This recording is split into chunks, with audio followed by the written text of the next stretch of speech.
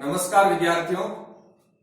आज का जो हमारा टॉपिक है वो है केमिकल इक्विलिब्रियम, जिसको हम हिंदी में कहते हैं रासायनिक साम्य।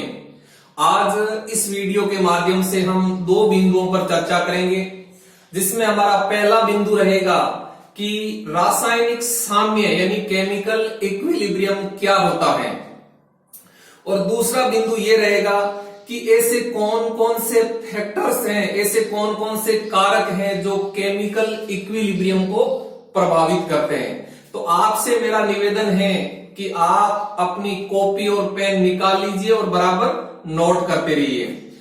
तो चलो हम आज का टॉपिक स्टार्ट करते हैं। सबसे पहले हम ये देखेंगे कि केमिकल इक्विलिब्रियम यानी रासायनिक साम्य क्या होता है। तो देखिए, हम जानते हैं कि जो केमिकल रिएक्शंस होती हैं, जो रासायनिक अभिक्रियाएं होती हैं, उनमें रिएक्टेंट से प्रोडक्ट बनते हैं, यानी उनमें क्रिया कारक आपस में क्रिया करके उत्पाद बनाते हैं। तो कई केमिकल रिएक्शंस ऐसी होती हैं जिनमें रिएक्टेंट से प्रोडक्ट बनते हैं, लेकिन प्रोडक्ट से वापस रिएक्टेंट नहीं बनते हैं। और कई केमिकल रिएक्शंस ऐसी होती हैं जिनमें रिएक्टेंट से प्रोडक्ट बनते हैं और प्रोडक्ट से पुनः रिएक्टेंट भी बन जाते हैं। तो यहां मैंने आपको यह बताया है कि जो केमिकल रिएक्शंस होती हैं, जो रासायनिक अभिक्रियाएं होती हैं, उनमें कुछ रासायनिक अभिक्रियाएं ऐसी होती हैं जो एक ही दिशा में चलती हैं, अर्थात जिनमें रिएक्टेंट से प्रोडक्ट बनते हैं लेकिन प्रोडक्ट से वापस रिएक्टेंट नहीं बनते हैं। जबकि दूसरे प्रकार की केमिकल रिएक्शंस ऐसी रिएक्शंस होती हैं जो दोनों दिशाओं में चलती हैं, अर्थात रिएक्टेंट से प्रोडक्ट बनते हैं और प्रोडक्ट से वापस रिएक्टेंट भी बन जाते हैं। तो इस आधार पर केमिकल रिएक्शंस हैं, इनको दो भागों में बांटा गया है, जिसमें पहला प्रकार है इरिवर्सिबल रिएक्शंस।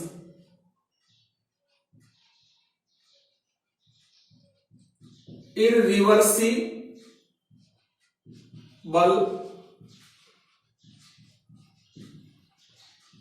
रिएक्शंस, जिसको हम हिंदी में कहते हैं अनुत्क्रमणीय अभिक्रियाएं।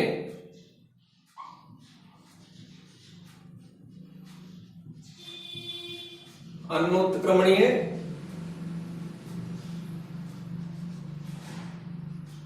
अभिक्रियाएं।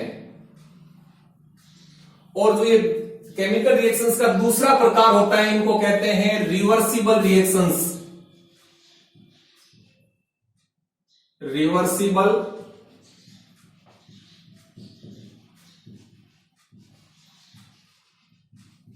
रिएक्शंस, जिनको हिंदी में कहते हैं उत्क्रमणीय अभिक्रियाएं। उत्क्रमणीय अभिक्रियाएं। तो देखो, यहां मैंने आपको केमिकल रिएक्शंस के दो प्रकार बताए हैं। एक प्रकार होता है इरिवर्सिबल रिएक्शंस यानी अनुत्क्रमणीय अभिक्रियाएं, और दूसरा प्रकार होता है रिवर्सिबल रिएक्शंस यानी उत्क्रमणीय अभिक्रियाएं। अब देखो, अनुत्क्रमणीय अभिक्रियाएं और उत्क्रमणीय अभिक्रियाएं क्या होती है, इनमें क्या डिफरेंस होता है, इनके बारे में हम जानते हैं। तो देखो, सबसे पहले हम लेते हैं कि इरिवर्सिबल रिएक्शंस यानी अनुत्क्रमणीय अभिक्रियाएं क्या होती हैं। तो देखो, ऐसी अभिक्रियाएं जो एक ही दिशा में चलकर संपन्न हो जाती हैं, अर्थात जिनमें रिएक्टेंट से प्रोडक्ट बनते हैं लेकिन प्रोडक्ट से वापस रिएक्टेंट नहीं बनते हैं, तो ऐसी केमिकल रिएक्शंस को हम अनुत्क्रमणीय अभिक्रियाएं कहते हैं। अर्थात जो ये अनुत्क्रमणीय अभिक्रियाएं होती हैं, ये अभिक्रियाएं एक ही दिशा में चलती हैं, एक ही दिशा में चलती है। और जो दूसरे प्रकार की जो रिएक्शंस होती हैं वो होती है रिवर्सिबल रिएक्शंस यानी उत्क्रमणीय अभिक्रियाएं। तो ऐसी अभिक्रियाएं जो कि दोनों दिशाओं में चलती हैं, अर्थात जिनमें रिएक्टेंट से प्रोडक्ट बनते हैं और प्रोडक्ट से वापस रिएक्टेंट भी बन जाते हैं, तो ऐसी रासायनिक अभिक्रियाओं को जो कि दोनों दिशाओं में चलती हैं उनको हम उत्क्रमणीय अभिक्रियाएं कहते हैं। अर्थात उत्क्रमणीय अभिक्रियाएं वे अभिक्रियाएं होती हैं जो कि दोनों दिशाओं में चलती हैं, यानी ये रिएक्शंस दोनों दिशाओं में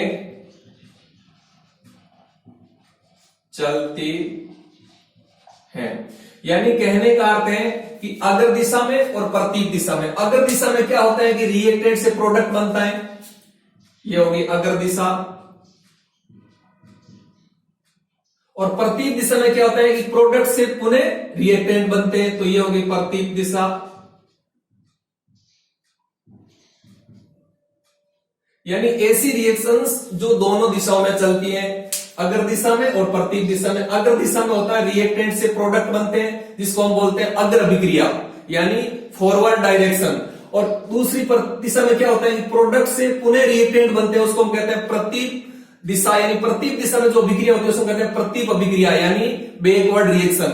तो ऐसी केमिकल रिएक्शंस जो दोनों दिशाओं में चलती हैं उनको हम बोलते हैं रिवर्सिबल रिएक्शंस।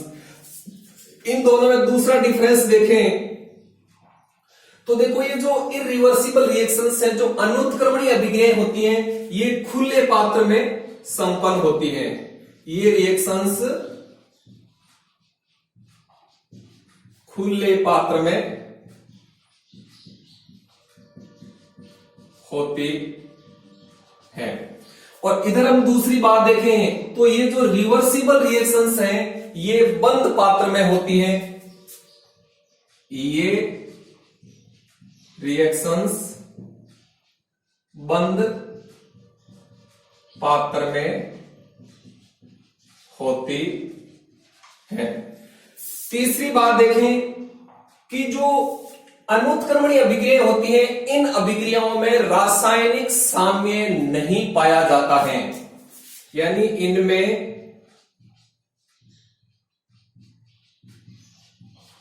रासायनिक साम्य नहीं पाया जाता है। यानी कहने का अर्थ यह हो गया कि जो अनुत्क्रमणीय अभिक्रियाएं होती हैं जो एक ही दिशा में चलती हैं, उन अभिक्रियाओं में केमिकल इक्विलिब्रियम रासायनिक साम्य नहीं पाया जाता है, जबकि जो उत्क्रमणीय अभिक्रियाएं होती हैं इन अभिक्रियाओं में रासायनिक साम्य पाया जाता है। इनमें रासायनिक साम्य पाया जाता है। यानी जो रिवर्सिबल रिएक्शंस होती हैं, इन रिवर्सिबल रिएक्शंस में केमिकल इक्विलिब्रियम रासायनिक साम्य प्राप्त होता है। अब हम इनके एग्जांपल की बात करें तो वैसे इरिवर्सिबल रिएक्शंस यानी अनुत्क्रमणीय अभिक्रियाओं के कई एग्जांपल्स हो सकते हैं, जैसे पोटेशियम क्लोरेट को एक खुले पात्र में गर्म करना। पोटेशियम क्लोरेट है, इसको गर्म करना खुले पात्र में। तो जब पोटेशियम क्लोराइड को एक खुले पात्र के अंदर गर्म किया जाता है तो potassium chloride plus oxygen gas बनती है। तो यह एक अनुत्क्रमणीय अभिक्रिया है, यानी खुले पात्र के अंदर पोटेशियम क्लोराइड को गर्म करना तो पोटेशियम क्लोराइड और ऑक्सीजन गैस बनती है। यदि हम इस रिएक्शन को देखो संतुलित करें तो यहां हम लगा देते हैं 2, यहां लगा देते हैं 3 और यहां लगाते हैं 2, तो यह एक इरिवर्सिबल रिएक्शंस हो गई। और इधर अपने एग्जांपल की बात करें तो बंद पात्र के अंदर HI को गर्म करना, यानी HI है, इसको गर्म करना बंद पात्र में, क्योंकि ये जो रिवर्सिबल रिएक्शंस है, ये उत्क्रमणीय अभिक्रियाएं होती हैं, ये बंद पात्र में होती है, ध्यान रखना। तो बंद पात्र के अंदर जब HI को गर्म किया जाता है तो H2 प्लस I2 बनता है और ये H2I2 पुनः H2 में चेंज हो जाते हैं। यानी ये एक रिवर्सिबल रिएक्शंस होती हैं, यानी एक उत्क्रमणीय अभिक्रिया होती है। तो यहां देखो हमने अनुत्क्रमणीय और उत्क्रमणीय अभिक्रिया के बारे में पढ़ा कि उत्क्रमणीय और अनुत्क्रमणीय अभिक्रियाएं क्या होती हैं। अब देखो हमारा जो मेन टॉपिक था वो था केमिकल इक्विलिब्रियम, रासायनिक साम्य। तो जो रासायनिक साम्य है वो इन रिवर्सिबल रिएक्शंस के अंदर प्राप्त होता है। यानी जो उत्क्रमणीय अभिक्रियाएं होती है, इन उत्क्रमणीय अभिक्रियाओं के अंदर केमिकल इक्विलिब्रियम प्राप्त होता है, जबकि इन इरिवर्सिबल रिएक्शंस के अंदर केमिकल इक्विलिब्रियम प्राप्त नहीं होता है। तो अब हम लेते हैं कि केमिकल इक्विलिब्रियम क्या होता है।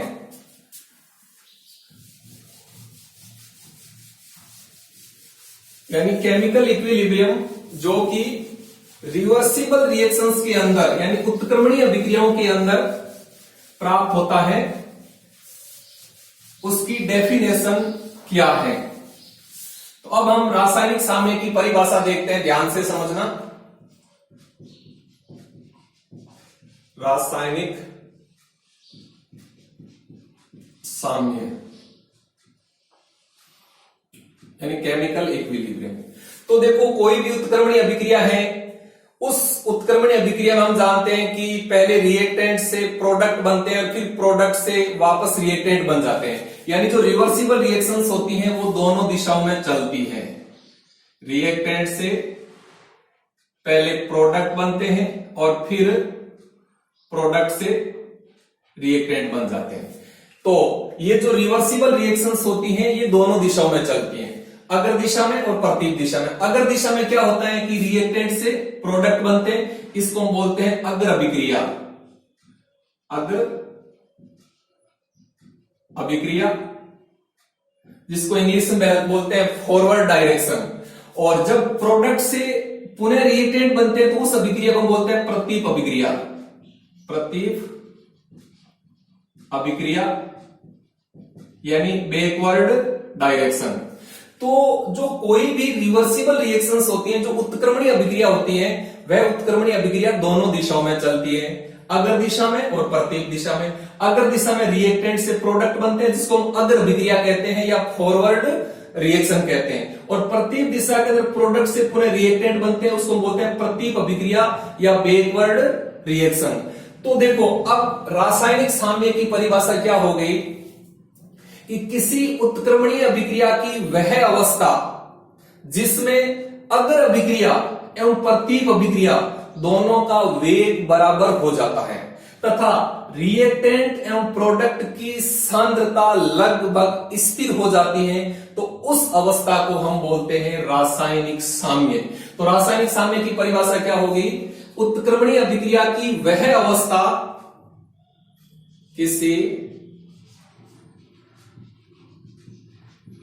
उत्क्रमणीय अभिक्रिया की वह अवस्था, किसी उत्क्रमणीय अभिक्रिया की वह अवस्था जिसमें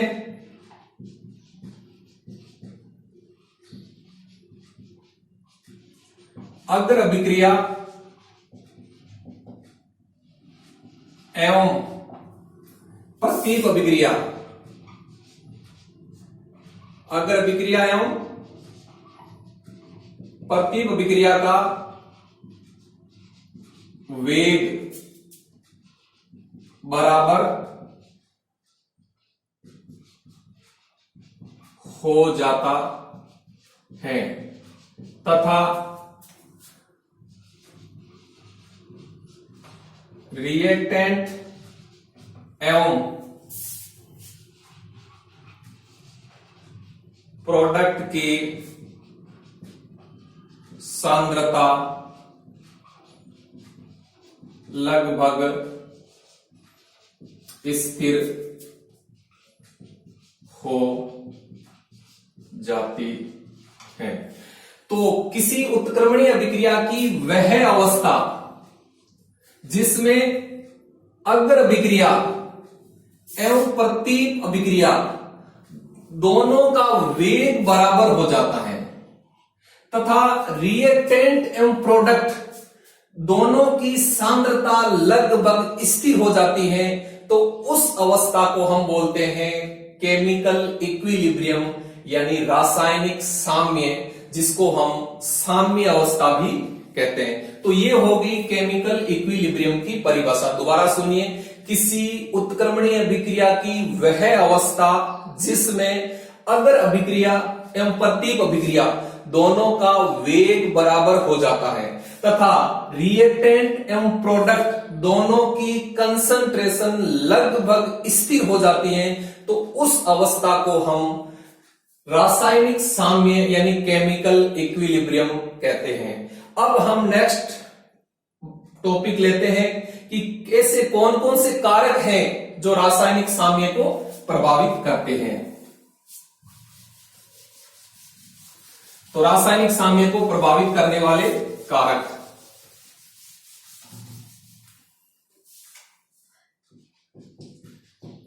रासायनिक साम्य को प्रभावित करने वाले कारक, यानी ऐसे कौन कौन से फैक्टर्स हैं, ऐसे कौन कौन से कारक हैं जो केमिकल इक्विलिब्रियम को प्रभावित करते हैं। तो देखिए, जो रिवर्सिबल रिएक्शंस होती हैं वो रिवर्सिबल रिएक्शंस दोनों दिशाओं में चलती हैं। अगर दिशा में रिएक्टेंट से प्रोडक्ट बनते हैं और प्रतीक दिशा में प्रोडक्ट से पूरे रिएक्टेंट बनते हैं, उसको हम बोलते हैं उत्क्रमणीय अभिक्रिया। तो देखो, उत्क्रमणीय अभिक्रिया में जब साम्य अवस्था आ गई, यानी उत्क्रमणीय अभिक्रिया में जब अगर अभिक्रिया और प्रतीक अभिक्रिया दोनों का वेग बराबर हो गया, रिएक्टेंट और प्रोडक्ट दोनों की सांद्रता लगभग स्थिर हो गई, तो हम कहेंगे कि इस उत्क्रमणीय अभिक्रिया में साम्य अवस्था स्थापित हो गई, यानी रासायनिक साम्य स्थापित हो गया। अब देखो, ऐसे कौन कौन से कारक हैं जो रासायनिक साम्य को प्रभावित करते हैं। रासायनिक साम्य को प्रभावित का मतलब ये हो गया कि जो रासायनिक साम्य है वो या तो अगर दिशा में जाएगा, यानी रासायनिक साम्य या तो दाईं ओर विस्थापित हो जाता है, या फिर रासायनिक साम्य प्रतीक दिशा में जाएगा, यानी रासायनिक साम्य बाईं ओर विस्थापित हो जाता है।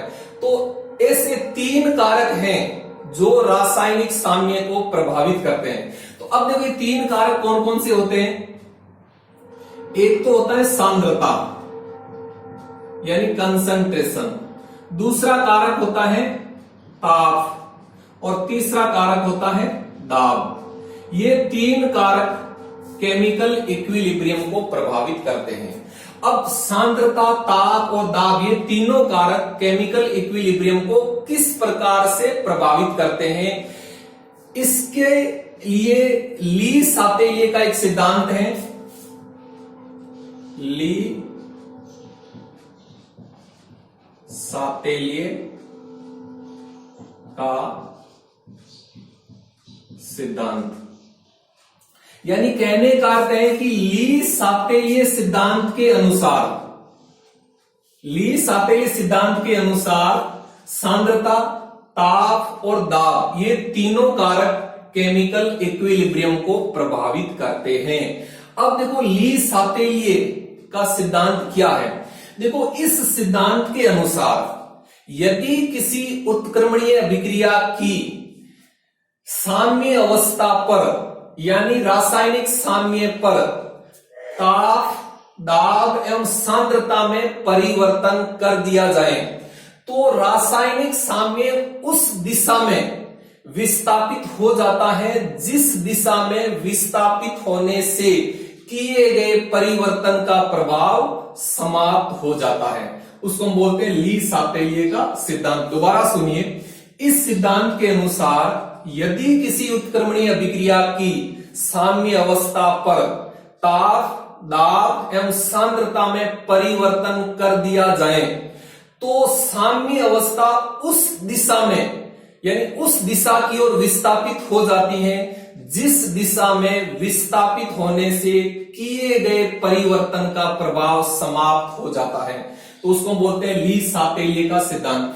तो किसी उत्क्रमणीय अभिक्रिया की रासायनिक साम्य पर ताप, दाब एवं सांद्रता का जो प्रभाव है वो ली सातेलिय सिद्धांत के अनुसार होता है। तो सबसे पहले हम देखते हैं कि सांद्रता किस प्रकार से रासायनिक साम्य को प्रभावित करता है। तो देखो सांद्रता, अब देखिए मान लीजिए अपने पास में ये उत्क्रमणीय अभिक्रिया है और इस उत्क्रमणीय अभिक्रिया के अंदर साम्य अवस्था स्थापित हो गई। ठीक, अब साम्य अवस्था स्थापित होने के बाद हम रिएक्टेंट अथवा प्रोडक्ट की सांद्रता में परिवर्तन करते हैं। तो जब रिएक्टेंट अथवा प्रोडक्ट की सांद्रता में परिवर्तन करेंगे तो क्या होगा कि जो इसकी साम्य अवस्था है वो या तो अग्र दिशा में जाएगी या प्रतीप दिशा में जाएगी। यानी साम्य अवस्था है वो या तो दाईं ओर चली जाएगी यानी अग्र दिशा में चली जाएगी, या फिर साम्य अवस्था बाईं ओर चली जाएगी यानी प्रतीप दिशा में चली जाएगी। तो यदि हम देखो रिएक्टेंट की सांद्रता बढ़ा देते हैं, तो जब रिएक्टेंट की सांद्रता बढ़ाएंगे तो ला सातेलिय सिद्धांत के अनुसार इस उत्क्रमणीय अभिक्रिया की जो साम्य अवस्था होगी, जो रासायनिक साम्य होगा, रासायनिक साम्य वो अग्र दिशा में चला जाएगा। यानी रासायनिक साम्य है वो अग्र दिशा में विस्थापित हो जाता है। यानी रासायनिक साम्य है वो दाईं ओर विस्थापित हो जाता है। कब? जब रिएक्टेंट की सांद्रता को बढ़ा दिया जाता है। तो जैसे हम रिएक्टेंट की सांद्रता को बढ़ाएंगे तो जो रासायनिक साम्य है वो अग्र दिशा में जाएगा, दाईं ओर जाएगा। क्योंकि जब रासायनिक साम्य अग्र दिशा में जाएगा, दाईं ओर जाएगा, तो रिएक्टेंट की सांद्रता कम हो जाती है। और यदि हम रिएक्टेंट की सांद्रता को कम कर दें, तो यदि रिएक्टेंट की सांद्रता को कम कर दें तो जो रासायनिक साम्य है, रासायनिक साम्य वो प्रतीप दिशा में विस्थापित हो जाता है। प्रतीप दिशा में विस्थापित हो जाता है यानी बाईं ओर विस्थापित हो जाता है, बाईं ओर। क्योंकि जब रासायनिक साम्य बाईं ओर विस्थापित हो जाता है तब रिएक्टेंट की सांद्रता बढ़ जाती है। तो ये हो गया रिएक्टेंट की सांद्रता में अगर परिवर्तन करें तो यदि जब रिएक्टेंट की सांद्रता बढ़ाते हैं तो रासायनिक साम्य अग्र दिशा में यानी दाईं ओर चला जाता है, और अगर रिएक्टेंट की सांद्रता को कम कर दें तो रासायनिक साम्य प्रतीप दिशा में यानी बाईं ओर विस्थापित हो जाता है। और यदि हम प्रोडक्ट की सांद्रता को बढ़ा दें, तो जब प्रोडक्ट की सांद्रता को बढ़ा देते हैं तो रासायनिक साम्य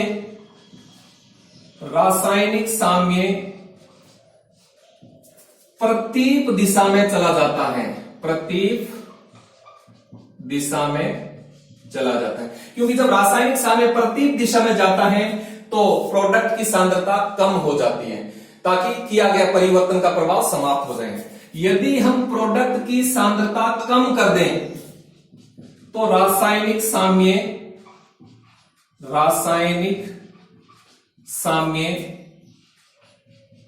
अग्र दिशा में विस्थापित हो जाता है।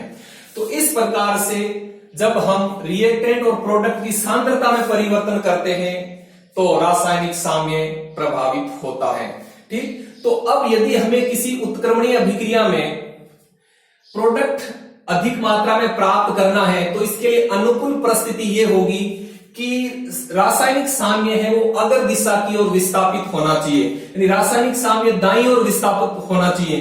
तो किसी उत्क्रमणीय अभिक्रिया में प्रोडक्ट की अधिक मात्रा प्राप्त करने के लिए अनुकूल परिस्थिति यह होगी कि रिएक्टेंट की सांद्रता को बढ़ा दो और प्रोडक्ट की सांद्रता को कम कर दो।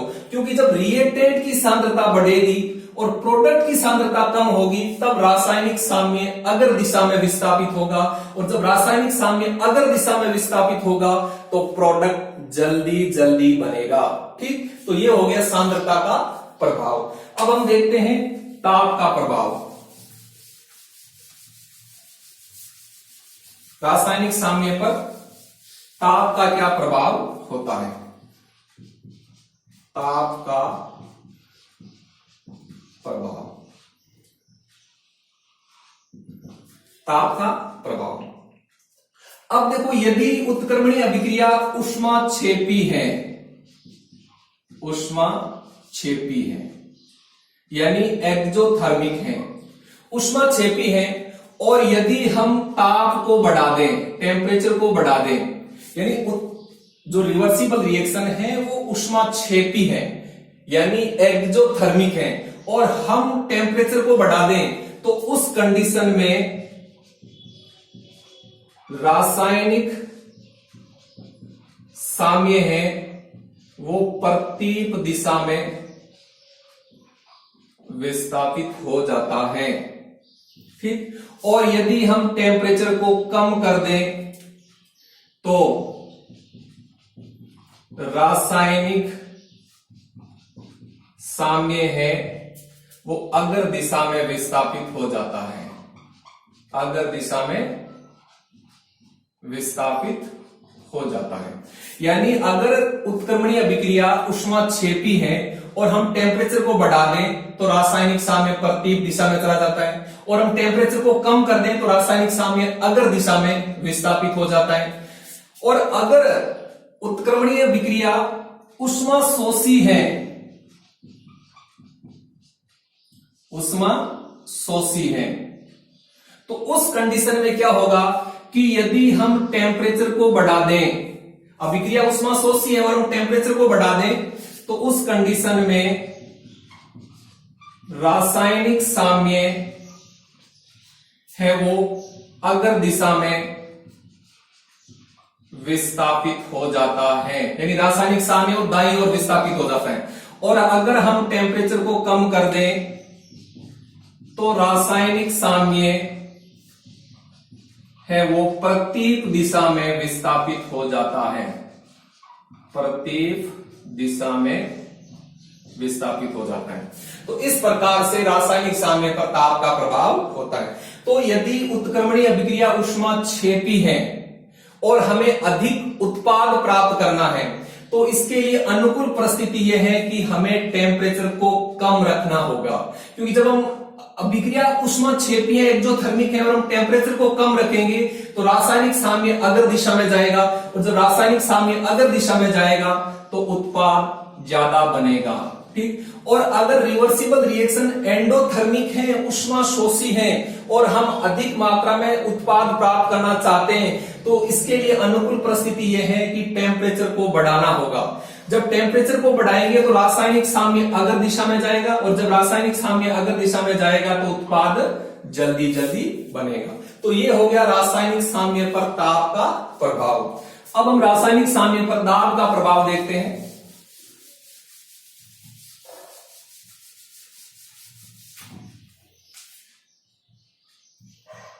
दाब का प्रभाव, तो देखो दाब का प्रभाव ऐसी रासायनिक अभिक्रियाओं पर पड़ता है जिनके लिए डेल एन बराबर 0 नहीं होता है, पहली बात। ठीक, अब del n is equal to क्या होता है? डेल एन बराबर होता है गैसीय उत्पादों के मोल माइनस गैसीय क्रियाकारकों के मोल। ठीक, तो जिन यानी कहने का दाब का प्रभाव ऐसी गैसीय अभिक्रियाओं पर पड़ता है जिनके डेल एन बराबर 0 नहीं है।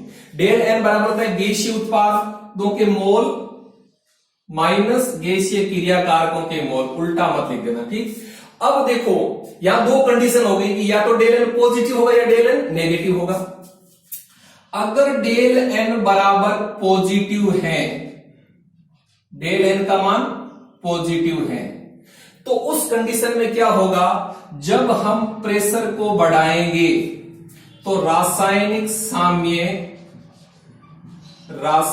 साम्य है वो प्रतीप दिशा में विस्थापित हो जाएगा, प्रतीप दिशा में विस्थापित हो जाता है। और अगर हम प्रेशर को कम करेंगे तो रासायनिक साम्य है वो अगर दिशा में विस्थापित हो जाता है, अगर दिशा में यानी दाईं ओर विस्थापित हो जाता है। ये तो हो गया जब डेल एन का मान पॉजिटिव है। और जब डेल एन का मान नेगेटिव है तो उस कंडीशन में क्या होगा, यदि हम प्रेशर को बढ़ाएंगे तो रासायनिक साम्य है वो अगर दिशा में चला जाएगा, अगर दिशा में चला जाएगा। और अगर हम टेम्परेचर को कम कर दें तो रासायनिक साम्य है वो प्रतीक दिशा में विस्थापित हो जाएगा। तो कहने का अर्थ है जब डेल एन का मान पॉजिटिव है और हम प्रेशर को बढ़ा रहे हैं तो रासायनिक साम्य प्रतीक दिशा में विस्थापित हो जाएगा। और हम टेम्परेचर को कम कर दें तो रासायनिक साम्य अगर दिशा में विस्थापित हो जाएगा। और अगर डेल एन का मान नेगेटिव है और उस कंडीशन में प्रेशर को बढ़ा रहे हैं तो रासायनिक साम्य अगर दिशा में चला जाएगा। और प्रेशर को कम कर दें तो रासायनिक साम्य प्रतीक दिशा में चला जाएगा। और जिन अभिक्रियाओं के लिए डेल एन बराबर 0 होगा उनमें रासायनिक साम्य पर दाब का कोई प्रभाव नहीं पड़ेगा। ठीक, तो इस प्रकार से सांद्रता, ताप और दाब ये तीनों कारक ला-सातेली सिद्धांत के अनुसार रासायनिक साम्य को प्रभावित करते हैं। अब आप असाइनमेंट के रूप में एक क्वेश्चन नोट कीजिए। तो क्वेश्चन लिखिए, रासायनिक साम्य को परिभाषित करो। और इसका दूसरा भाग लिखिए, रासायनिक साम्य पर ताप का प्रभाव समझाइए। तो दोबारा सुनिए आज का क्वेश्चन, रासायनिक साम्य को परिभाषित करो। और इसका दूसरा भाग लिखिए, रासायनिक साम्य पर ताप के प्रभाव को समझाइए। धन्यवाद, थैंक यू।